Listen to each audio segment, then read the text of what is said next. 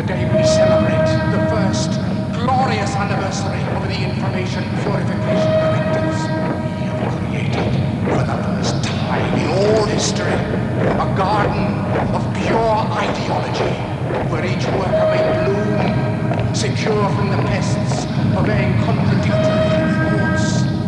Our unification of thoughts is more powerful a weapon than any fleet or army on earth. We are one people, with one will, one resolve, one cause.